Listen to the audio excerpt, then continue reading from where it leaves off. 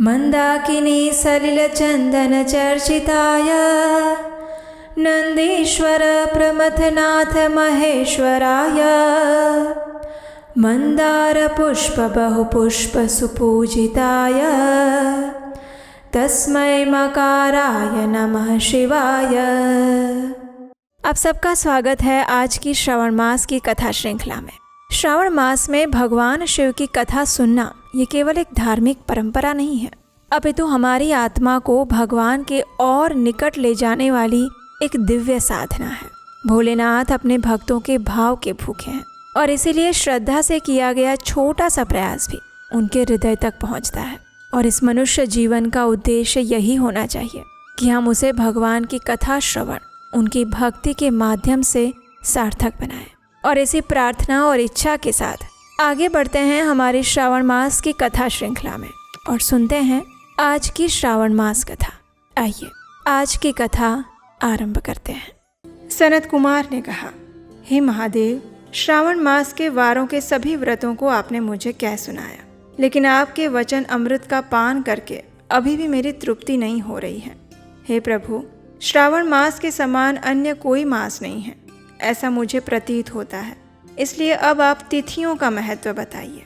यह सुनकर भगवान शिव कहते हैं, हे सनत कुमार, मासों में कार्तिक मास सबसे श्रेष्ठ है, उससे भी श्रेष्ठ है माघ मास, उस माघ से भी श्रेष्ठ है वैशाख, और उससे भी श्रेष्ठ मार्गशीर्ष है, जो श्री हरि को अत्यंत प्रिय है।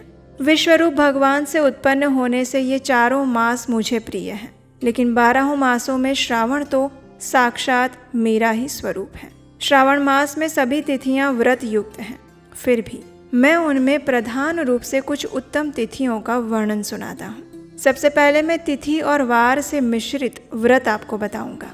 श्रावण मास में जब प्रतिपदा तिथि के अंदर सोमवार आता है तो उस महीने में 5 सोमवार पड़ते हैं। उस श्रावण मास में मनुष्यों को रोटक नामक व्रत करना चाहिए।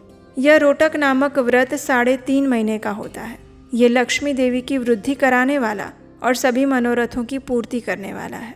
हे मुने, मैं उसका विधान बताऊंगा, आप सावधान होकर सुनिए। श्रावण मास के शुक्ल पक्ष में प्रतिपदा तिथि को जब सोमवार आता है तब विद्वान प्रातः काल ये संकल्प करे कि मैं आज से आरंभ करके रोटक व्रत करूंगा। हे सुरश्रेष्ठ, हे जगत गुरु, मुझ पर कृपा कीजिए।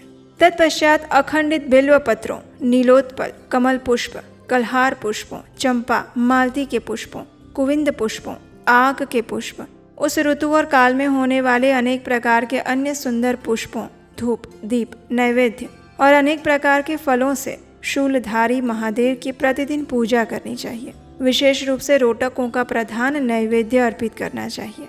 पुरुष के आहार प्रमाण के समान 5 रोटक बनाने चाहिए। बुद्धिमान को चाहिए कि उनमें से 2 रोटक ब्राह्मण को दे, 2 रोटक का स्वयं भोजन करे और 1 रोटक देवता को नैवेद्य रूप में अर्पित करें।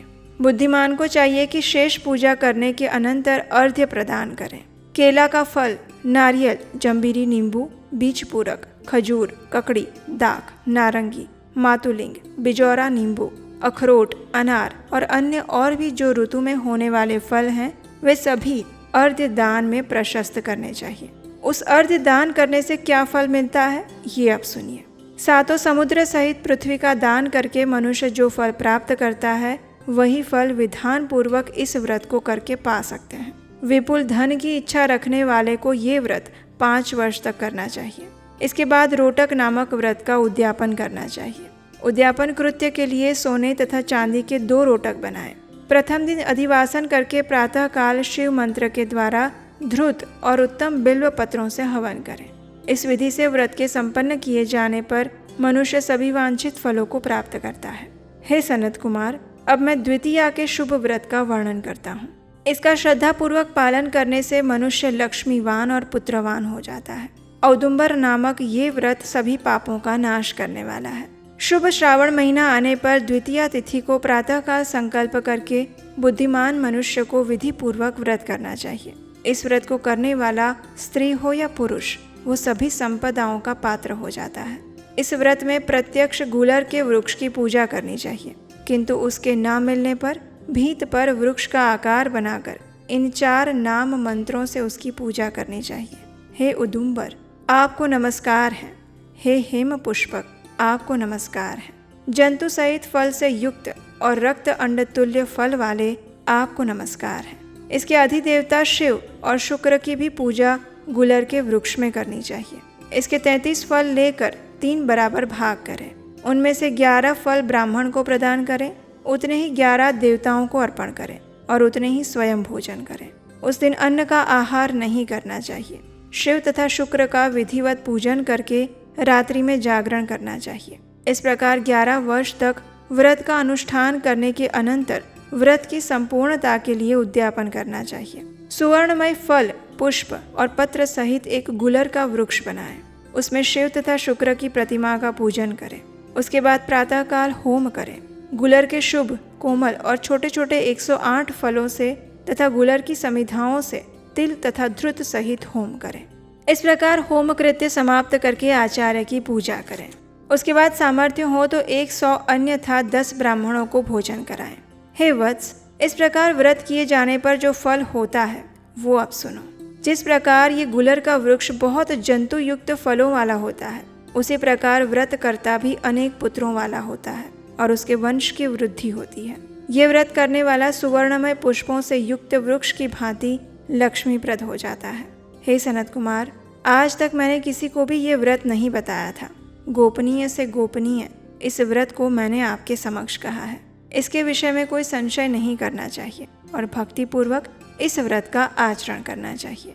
और इस प्रकार स्कंद पुराण के अंतर्गत ईश्वर सनत कुमार संवाद में श्रावण मास महात्म्य में प्रतिपद रोटक व्रत द्वितीयोंदुम्बर व्रत कथन नामक 11वां अध्याय पूर्ण हुआ।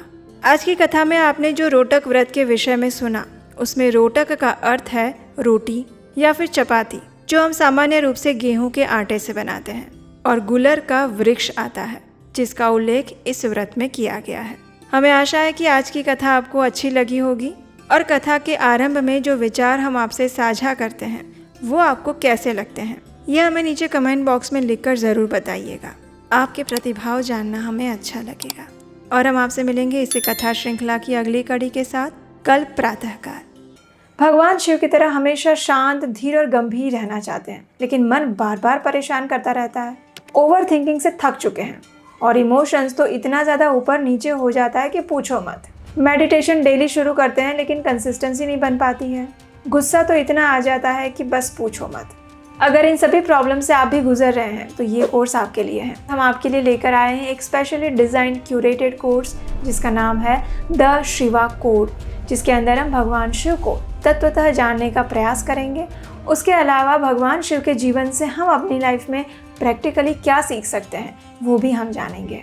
मेडिटेशन को सरल कैसे बनाया जा सकता है, अपने इमोशंस को कैसे कंट्रोल किया जा सकता है, और भगवान शिव के पास टाइम से हमें क्या शिक्षाएं मिल रही हैं। और उसके अलावा 5 माइक्रो हैबिट्स जो आप अपने जीवन में भगवान शिव के जीवन से उतार सकते हैं। लिमिटेड टाइम ऑफर है तो जल्दी से जाइए, नीचे डिस्क्रिप्शन बॉक्स में लिंक दिया गया है।